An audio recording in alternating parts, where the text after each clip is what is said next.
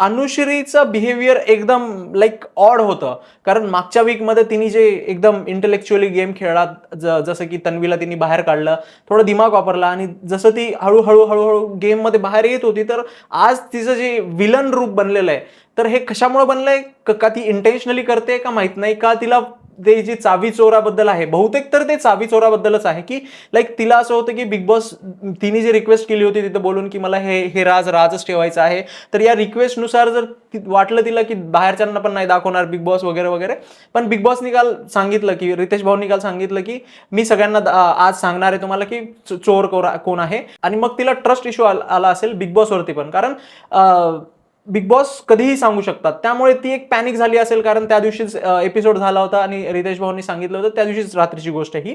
तर मग ती पॅनिक होऊन एकदम चिडचिड करायला लागते. पूर्ण व्हिडिओ बघण्यासाठी आमच्या यशक्स मराठीच्या यूट्यूब चॅनलला नक्की व्हिजिट करा.